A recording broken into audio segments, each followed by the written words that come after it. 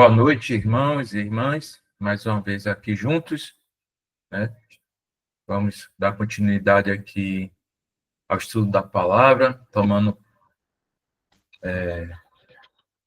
como estudo aqui do livro Breves Esboços dos Livros da Bíblia, a partir de Miqueias. O Senhor fala neste livro de seu santo templo, abordando todos os povos da terra. Miqueias 1:2. Temos expressões semelhantes no Salmo 11, Abacuque 2 e em Apocalipse 15 e 16. Quando o Senhor fala de seu santo templo, abre aspas, que toda a terra fique em silêncio diante dele. Se eu não estiver errado, é Abacuque 2:20, John Nelson Darby, a versão. Jeová nem sempre permanecerá no alto. Ele sairá de seu lugar e, entre aspas, e pisará os altos da terra. Miqueias 1:3, tradução brasileira. Samaria se tornaria um montão de pedras e o mal viria do Senhor para o portão de Jerusalém. A invasão assíria, conforme detalhado em Isaías. Miqueias 1, do 4 ao 9. O segundo capítulo aborda o estado moral do povo, enquanto o terceiro ocupa os príncipes e profetas de Israel. Sião seria arado como um campo e Jerusalém se tornaria em montões de pedras. Miqueias 3:12. Como foi o caso em sua destruição por Tito e Adriano.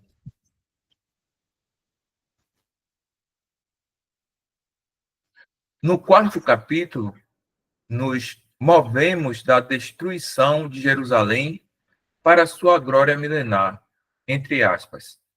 Mas nos últimos dias acontecerá que o monte da casa do Senhor será estabelecido no cume dos montes, e se elevará sobre os outeiros, e concorrerão a ele os povos. Miqueias 4, versículo 1.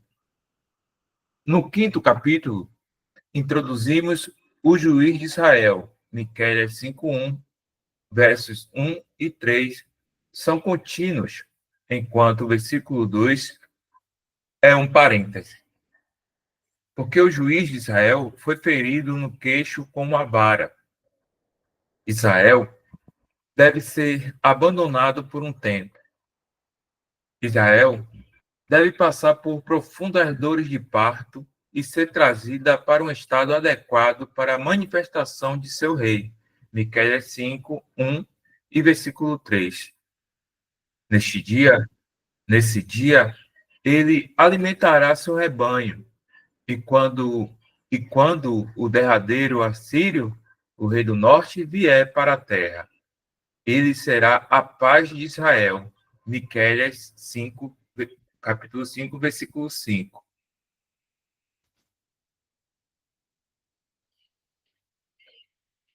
No parêntese entre os versículos 1 e 3,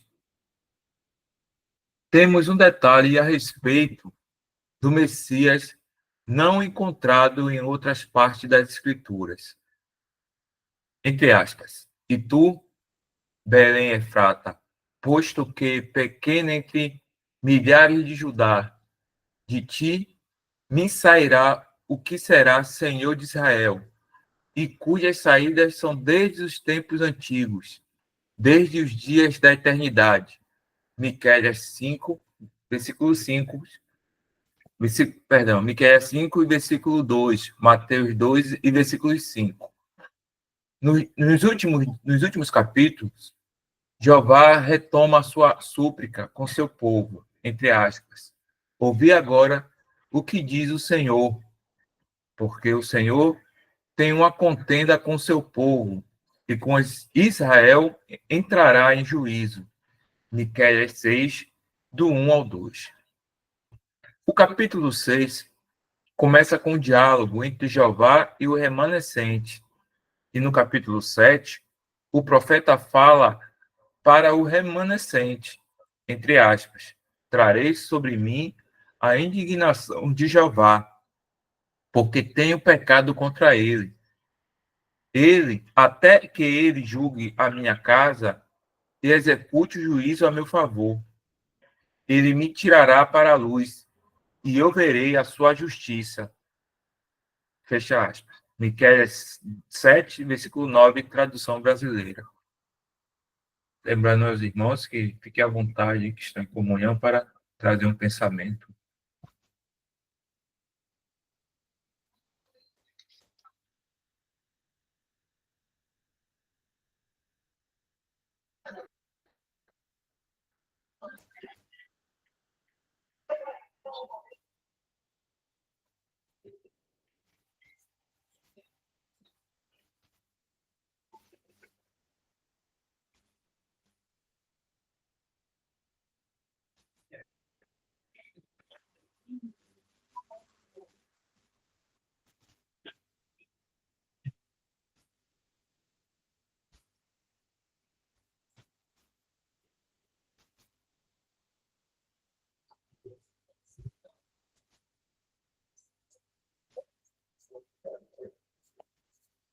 Naum.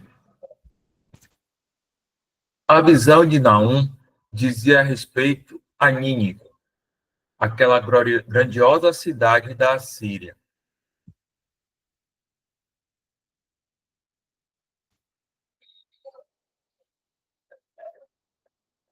O irmão pode esquecer aqui, JN é Jonas, perdão. Começando de novo aqui. A visão de Naum dizia respeito a Nínive, aquela grandiosa cidade da Assíria. Jonas 3:3. Menos de 150 anos havia decorrido desde que Jonas profetizou e tornou-se uma cidade de sangue, cheia de mentiras e roubos, impondo sua soberania sobre os seus povos conquistados. Naum 3, do 1 a 4. Fundada por Nimrod, descendente de Cão, aí nós encontramos em Gênesis 10:11 e Miqueias 5:6. Nínive é uma figura de autoridade usurpada e de independência de Deus. Nimrod ostentava sua força e poder diante do Senhor. Entre aspas. Este começou a ser poderoso na terra. Este foi poderoso caçador diante da face do Senhor. Fecha aspas. Gênesis 10, 8 a 9. Este é o caráter do assírio. Embora usado por Deus como a vara de sua ira, o assírio deve ser punido por seu olhar altivo e coração arrogante, entre aspas. Porquanto disse, com a força da minha mão fiz isto, e com a minha sabedoria, porque sou entendido. Isaías 10, do 12 ao 13.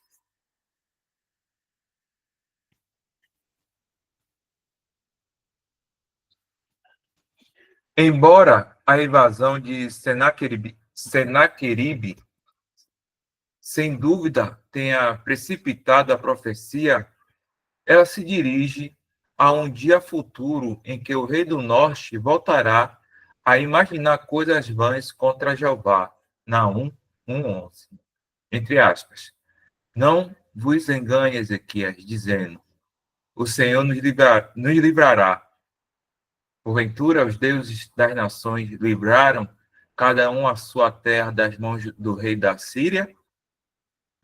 Fecha aspas. Isaías 36:18. Tendo passado pela terra de Israel, a Síria, o rei do norte, será cortada, para nunca mais passar por ela. Ela é totalmente cortada. Naum 1, do 12 ao 5. E Daniel 11, do 40 ao 41. Embora Deus esteja zeloso, vingando-se de seus adversários, na 1:2, sua ira não é indiscriminada. Aqui, neste livro de Juízo, encontramos um dos versículos mais reconfortantes da Escritura para o dia da angústia. Um farol em um tempo de trevas. Entre aspas. O Senhor é bom, uma fortaleza no dia da angústia, e conhece os que confiam nele. Naum 1:7. O segundo capítulo detalha a tomada de Nínive. Embora orgulhosa, ela não era melhor do que a populosa Amon, Tebas do Egito. Naum 3:8 e versículo 10. O livro se encerra com a declaração solene, entre aspas: não há cura para a tua ferida, a tua chaga é grave. Naum 3, versículo 19. Tradução AIBB.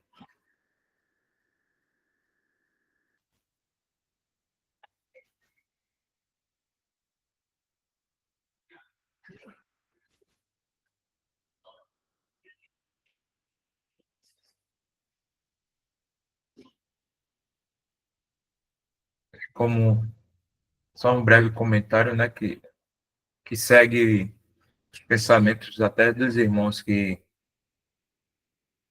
comentaram desde essa semana, né, a partir de segunda-feira, né, da questão do orgulho e trazendo agora aqui para Naum, que também retrata não só o orgulho, mas a independência, né, e isso mostra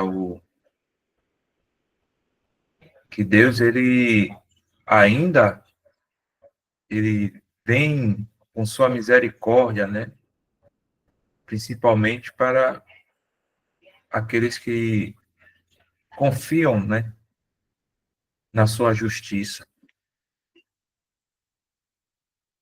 Como já foi falado, até pela questão de nós estarmos ainda na carne, devemos estar sempre vigilantes em relação ao orgulho, né? E também é algo que não só a religião, mas o mundo ensina, né? Que você é melhor se você é forte, se sua grama brilha mais, se você materialmente é melhor do que seu irmão, né? E nós aprendemos que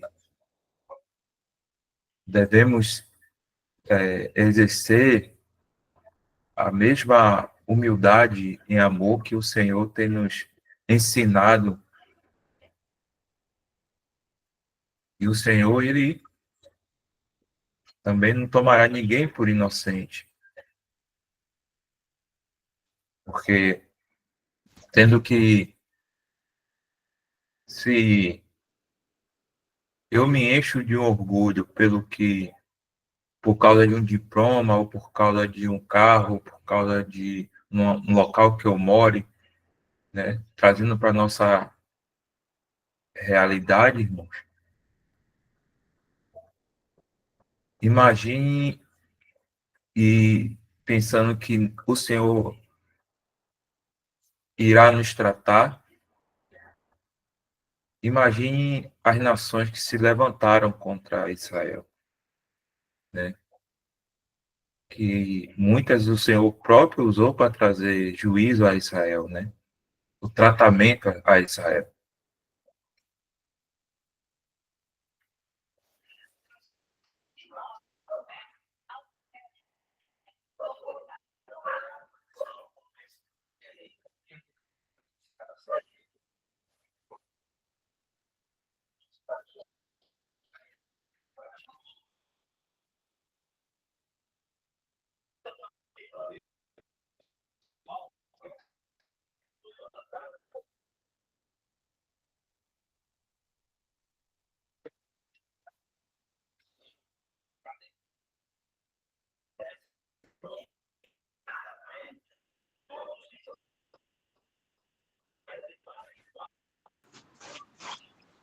É, Irmãos, boa noite.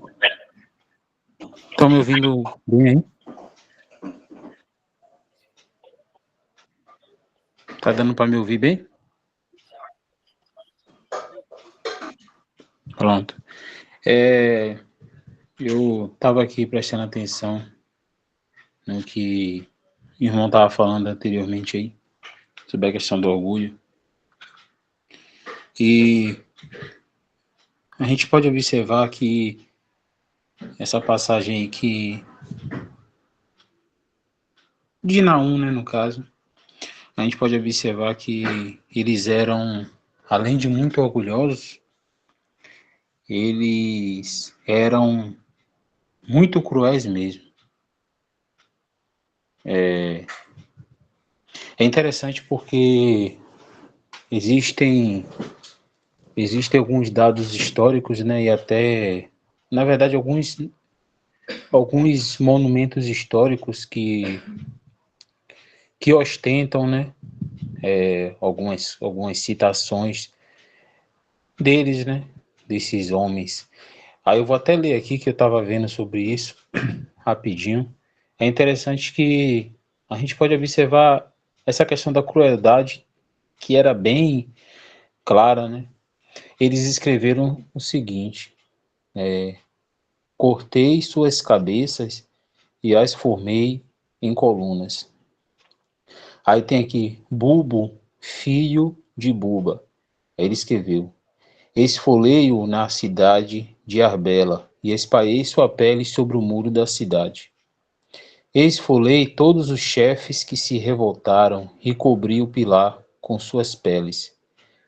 Esfolei muitos dentro dos limites da minha terra e estendi suas peles sobre os muros. Cortei os membros dos oficiais reais que se rebelaram. 3.000 cativos queimei no fogo. Seus corpos eu formei em pilares. De alguns cortei as mãos e os dedos, e de outros cortei o nariz, as orelhas e os dedos. De muitos arranquei os olhos.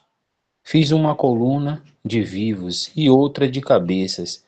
Amarrei as suas cabeças a postes ao redor da cidade. A gente vê, né, através dessas, desses monumentos, né, algumas coisas assim que alguns historiadores conseguiram encontrar, né, através de suas explorações e conservaram consequentemente, que estão até hoje expostas em alguns museus, como esses homens eram terrivelmente cruéis, né? E nesse mesmo capítulo tem um trecho do versículo que diz, né, do capítulo, né, que diz que vende as nações por meio de suas prostituições. A gente pode observar que eles já era ruim em si, né, que eles se entregassem a esse pecado, né, da prostituição em si, por si mesmo, né, mas é muito pior ainda, né, que eles levavam, né, eles levavam, no caso, as outras nações através de guerras, da violência, eles acabavam levando elas ao engano e à idolatria, né? E é por isso que no próprio capítulo diz que o julgamento de Deus estava vindo. Aí tem um outro trecho, né, na verdade, né, que são algumas tábuas que foram descobertas na, na Mesopotâmia, né, como até esse irmão ele escreveu, que ele fala, né, demonstram uma superstição abismal. Centenas de encantamentos de feitiçaria foram trazidos à luz. Aí ele fala, né, dessa questão, né, que como essa cidade ela era terrivelmente idólatra, terrivelmente cruel, como ela estava completamente afundada, né, na idolatria. E por isso que o Senhor, né, ele anos depois, a gente sabe que Jonas ele pregou, eles se arrependeram, mas anos depois como foi citado no livro aí, menos de 150 anos depois, como essa cidade estava, né? Como esses habitantes dessa cidade estavam. Então o Senhor, ele, por ser justo, e nós sabemos que o julgamento dele é justo, teve que lançar juízo, né, sobre eles. E outra coisa assim que fica, que é muito interessante, eu creio, né, que alguns desses habitantes, ou muitos desses habitantes, período lá de Jonas, conservaram, né, de certa forma, esses ensinos, essa verdade, né, de que o Senhor exerceu misericórdia sobre eles e certamente passaram né, para seus parentes, e eles foram vindo, mas mesmo assim, a descendência, né, que veio depois se encontrou nessa situação aí, né, que o irmão fala em algumas coisas aí no livro, e que o capítulo que foi lido aí de Naum retrata, né? Então, é muito interessante isso, né?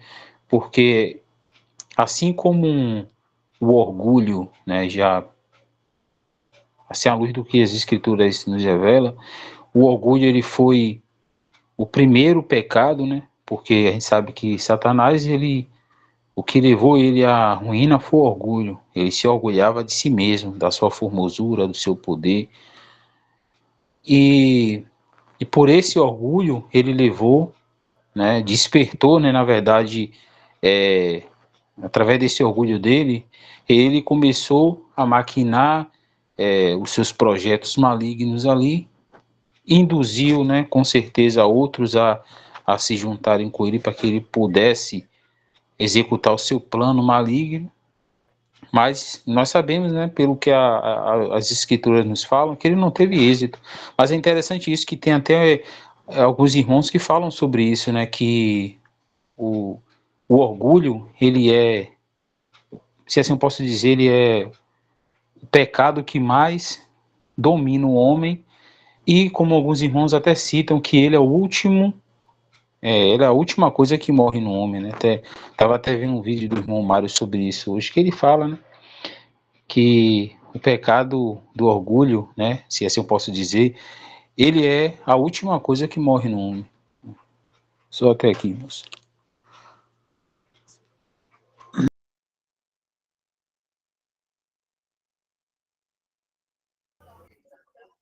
O irmão Leonis levantou a mão. Quer falar alguma coisa, irmão? Não, é porque na última live eu tinha observado uma passagem ali de Jonas, né? E aí não deu tempo de comentar, já foi no finalzinho que eu, dando uma lida ali, depois eu observei, mas o horário já estava passado, eu não comentei, né? Que é, inclusive, nessa questão do orgulho, né? Da soberba.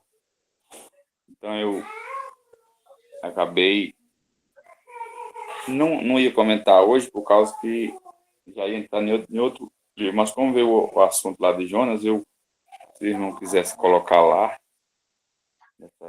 porque eu creio ali que o Jonas ali é uma figura de Israel, né? Aí se eu tiver equivocado, os irmãos podem me corrigir. E os ninivitas ali são a figura dos gentios, né? Porque o Israel soberbo. E aí, porque eu vi uma passagem aqui que me fez pensar isso. Mas eu espero que o irmão quiser colocar lá e ler Jonas, do capítulo 3, do versículo 7 a 9, a primeira passagem.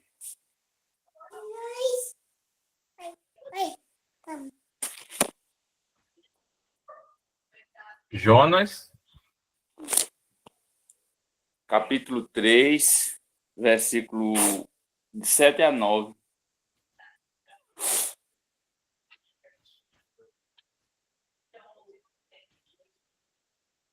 e fez uma proclamação que se divulgou em Nínive, pelo decreto do rei e dos seus grandes, dizendo: nem homens, nem animais, nem bois, nem ovelhas provém coisa alguma, nem se lhes dê alimento, nem água, nem bebam água.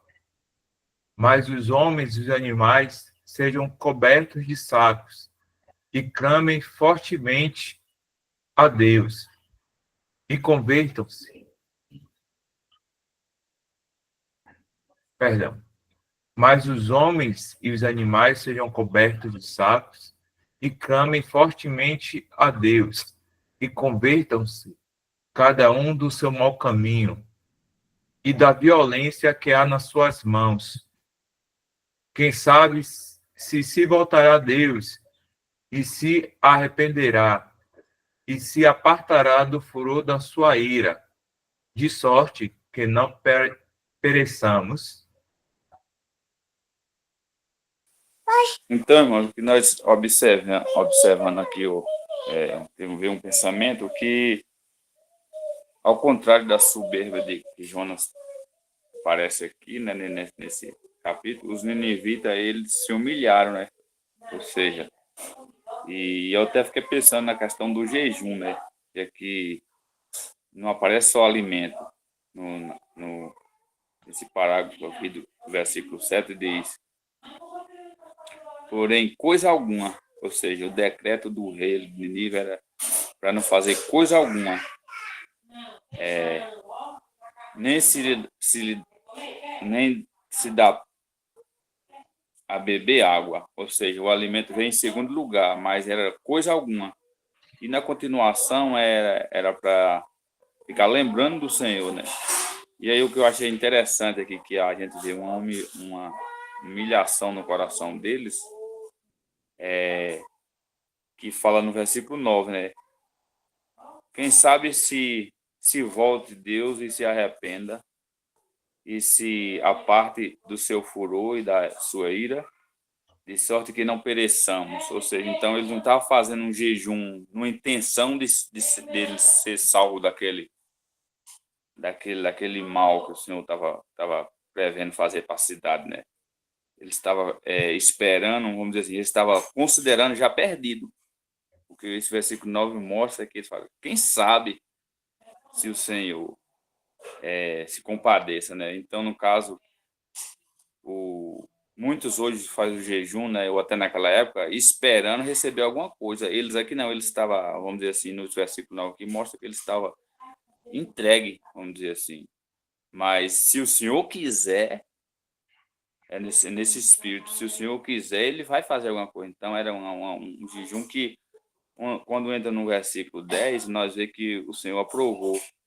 Deus viu as obras deles, como se converteram do seu mau caminho, e Deus se arrependeu do mal que tinha dito que faria. Então, nós observamos que, ao contrário de Jonas, que estava numa soberba, que nós vamos ver aqui na frente, aí se o irmão quiser até colocar na frente e ler, que já é no versículo 4, ou no capítulo 4 já de Jonas, versículo 2 e no 11, 10 e 11.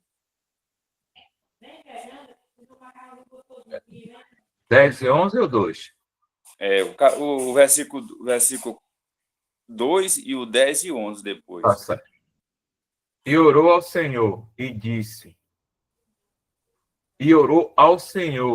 disse: Ah, Senhor, não foi esta a minha palavra, estando ainda na minha terra? Por isso é que me preveni, fugindo para Tarsis, pois sabia que és Deus compassivo e misericordioso, longânimo e grande em beniguidade, e que te arrependes do mal. 10 e 11, né? E disse o Senhor: tiveste tu compaixão da aboboreira, na qual não trabalhaste, nem a fizeste crescer, que uma noite nasceu, e uma noite pereceu. E não hei de eu ter compaixão da grande cidade de Nínive, em que estão mais de 120.000 homens que não sabem discernir entre a sua mão direita e a sua mão esquerda, e também muitos animais? Então, por que que eu pensei isso, irmão? Aí eu vou querer que os irmãos me corrijam se eu estiver equivocado, mas aqui eu creio que nós podemos observar em Jonas aqui uma figura de Israel, né? E Nínive aqui uma figura dos gentios que se arrependeram e voltaram para o Senhor. Não sei se eu posso estar equivocado. Mas o que é interessante aqui é a contradição, né? Uma pessoa que era servo de Deus estava num espírito diferente de um povo que era pecador. Então eu fiquei observando. Mas aí, se os irmãos tiver alguma coisa a acrescentar ou me corrigir aí, é só até aí.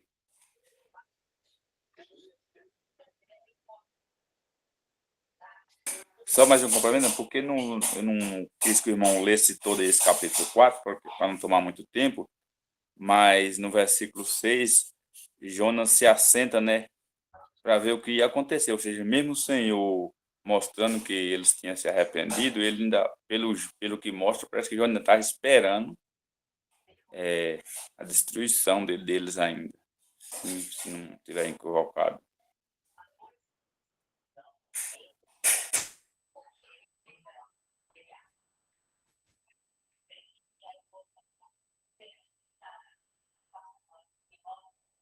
Aliás, é o versículo 5, que ele se assentou, né?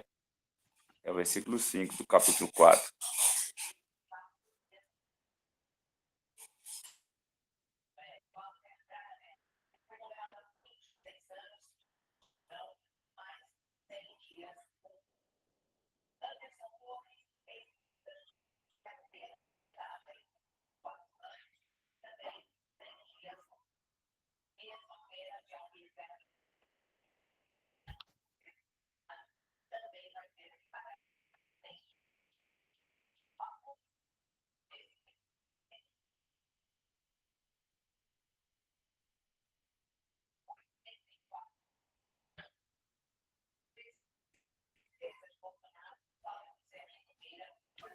Interessante também que eu acabei de me lembrar aqui é que quando o Senhor está fazendo milagre lá numa passagem nos evangelhos, eles pedem mais sinal dos judeus, né?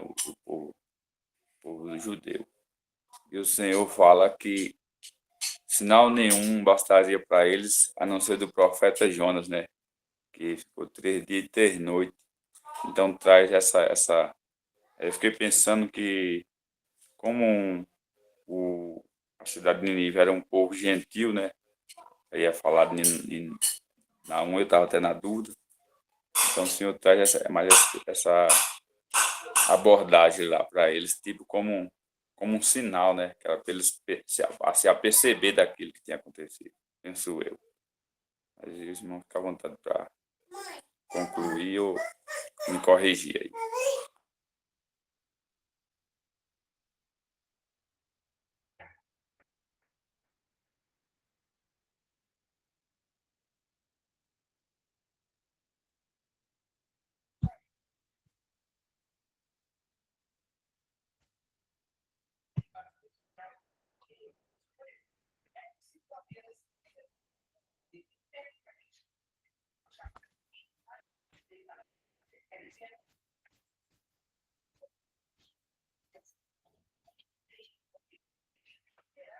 Continuando aqui, irmãos.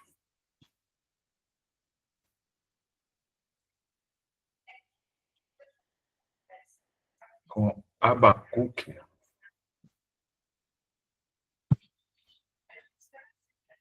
Embora cada profeta menor tenha uma mensagem única, o caráter de Abacuque é muito diferente. Em Naum, temos, entre aspas, o peso de Nínive. Naum 1:1. Em Zacarias, o peso da palavra de Jeová. Zacarias 9:1, John Nelson Darby, e 12:1, também John Nelson Darby. Mas aqui temos, entre aspas, o peso que viu Abacuque, o profeta. Abacuque 1:1. Era um fardo profundamente sentido sobre a iniquidade do povo e a calamidade esmagadora que em breve os consumia. num dia tal como esse, onde repousa a esperança dos fiéis. Perdão, continuar aqui, repetir. Num dia tal como este, onde repousa a esperança dos fiéis, em Abacuque, a questão não é tanto o desenrolar dos acontecimentos, mas é uma mensagem para o coração dos fiéis no meio desses eventos. Nisto, Abacuque apresenta o remanescente fiel em Israel, como consequência de sua iniquidade. Deus levantaria os caldeus, nação amarga e impetuosa. Abacuque 1:1, versão árabe. A derrota de Judá seria completa. Os caldeus, absolutamente devastadores em sua violência, mas eles ofenderiam, imputando seu sucesso ao poder do Deus.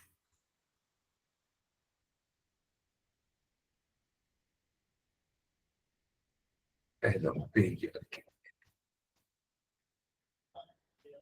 Imputando seu sucesso ao poder do Deus deles. Abacuque 1:11. A fé sabe que o julgamento é ordenado por Deus. Ele estabeleceu o caldeu para correção. Abacuque 1:12. Mas aqui havia um mais ímpio do que eles. Abacuque 1:13. Deus poderia permitir que eles continuassem reunindo homens em sua rede como se fossem peixes, queimando incenso ao Deus deles pelo sucesso. Abacuque 1, do 15 ao 17. Perdão, a pergunta. Deus poderia permitir que eles continuassem reunindo homens em sua rede, como se fossem peixes, queimando incenso aos deuses deles pelo sucesso? Abacuque aguarda a resposta da sua torre de vigia. Abacuque 2:1. A fé deve esperar com paciência. A palavra de Deus não vai e não pode falhar. Abacuque 2:3. O coração do opressor se levantou com orgulho.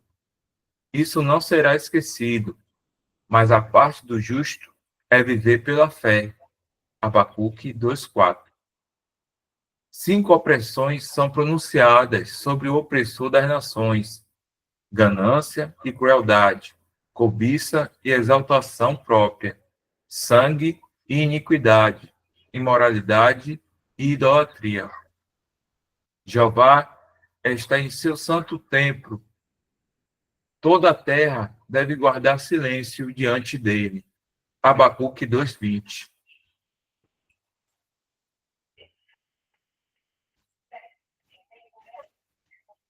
O livro termina com a oração de Abacuque em resposta à réplica do Senhor.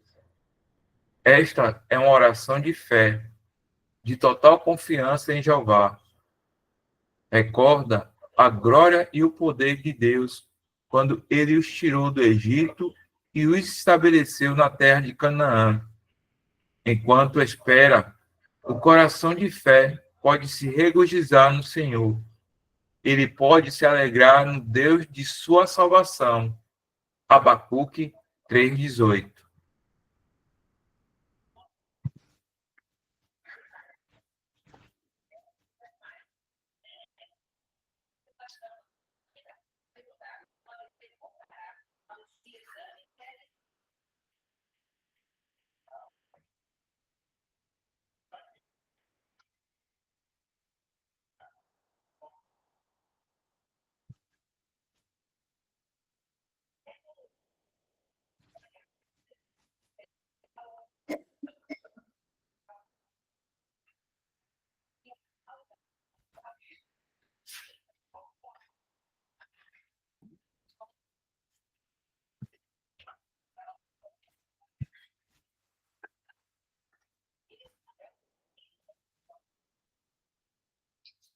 Sofonias. O livro de Sofonias é preeminentemente um livro de julgamento. Seu assunto, o dia de Jeová, Sinfonias 1:7, de John Nelson Darby. Entre aspas, aquele dia é um dia de indignação, dia de angústia e de ânsia, dia de alvoroço e de desolação, dia de trevas e de escuridão, dia de nuvens e de densas trevas. Sofonias 1:15. Apesar do avivamento durante o reinado de Josias, Judá permaneceu inalterado. A adoração a Baal continuou e sacerdotes idólatras quermarins. Sofonias 1:4 e 2 Reis 23:5.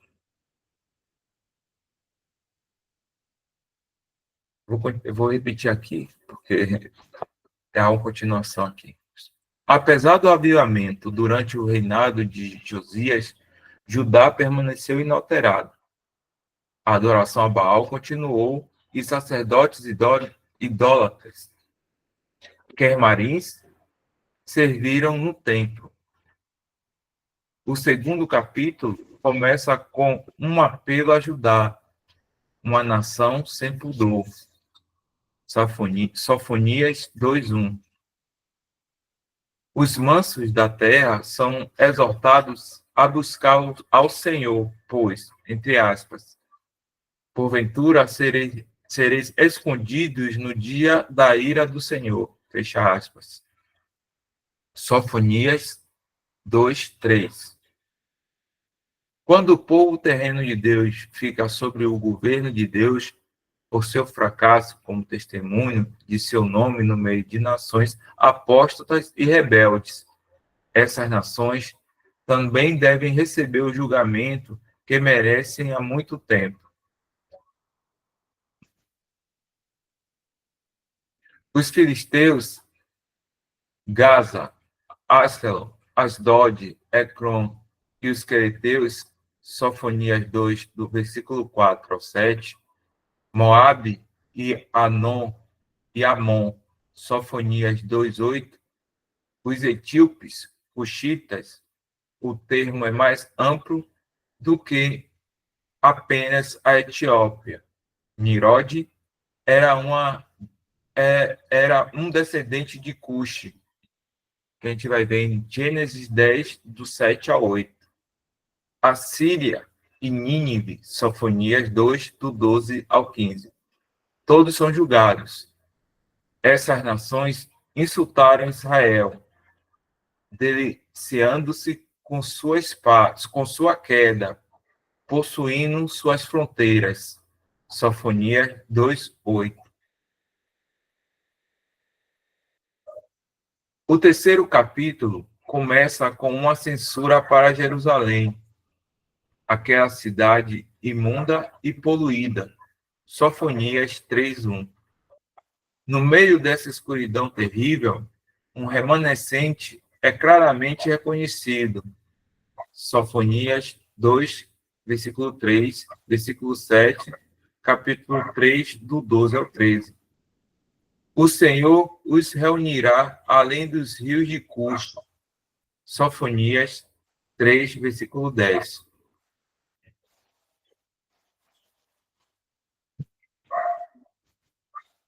Em Sofonias, Cristo não é apresentado como Messias, mas como Jeová.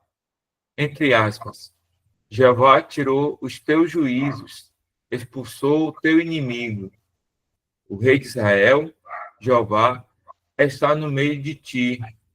Não verás mais o mal. Fecha aspas. Sofonias 3:15. A linguagem com que ele conforta o remanescente lembra Cantares, entre aspas. Jeová, teu Deus, está no meio de ti, um poderoso que salvará. Ele se alegrará de ti com alegria. Ele descansará em seu amor. Ele exultará sobre ti cantando. Fecha aspas. Sinfonia 3, versículo 17. O livro começa com a palavra de Jeová e termina com Jeová, um nome que fala de relacionamento.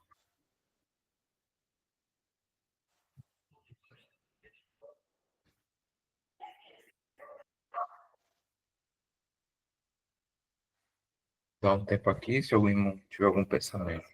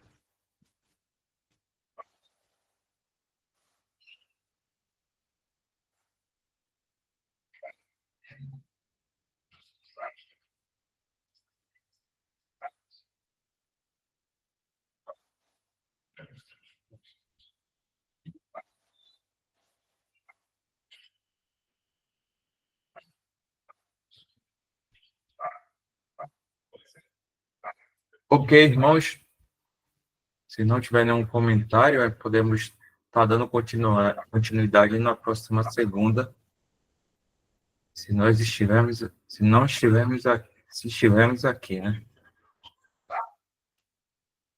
Já são 9h05. Tudo bem, irmãos?